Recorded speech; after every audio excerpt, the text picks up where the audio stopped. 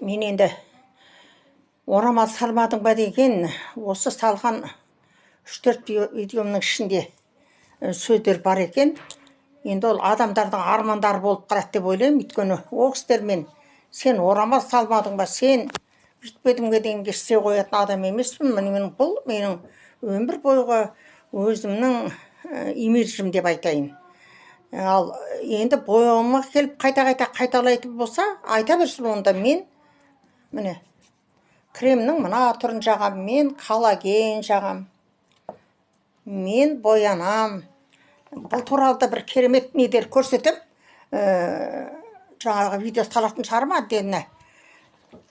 Сондықтан жай ғана айтып өткен дұрыс деп ойлаймын. Ал енді ана бір кешегі бужай деген тағы айта кеткім келіп тұр.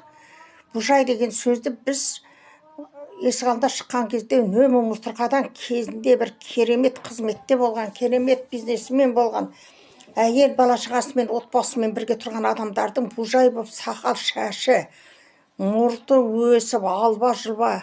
Енді мен оны бүйтін терген жоқпын. Биттеп құрттап жүрген адамдарға да ол сөзді айтпаймыз. Мен ол кісіні кешірмедім деп айтайын. Кеше ол туралы жаздым. Ол кісі шығып бір жақсы бір не қойса да болушы еді.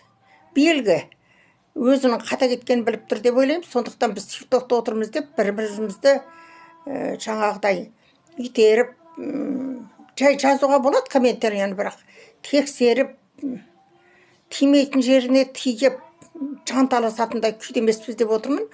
Өмір қысқа деген менің бір өлеңім бар. Өмір қысқа, сыйласайық әр кезде деген мағына ғой. Ол өлеңді айтатын шығармын. Сондықтан сыйластығымыз біздің таусылмасын. Біздің осы күнге дейін бет пердемізді ешкім ауыстыра алмайды. Мен жаңағы орамал тағып мына жерлері сасып жүрген неше түрлі жастарды көріп жүрмін. Ашық қалғанда иіс шыққан. Көбі мына неге больницадарға барғанда көремін. Мен оларға ештеңе деп айтпаймын. Ол өзінің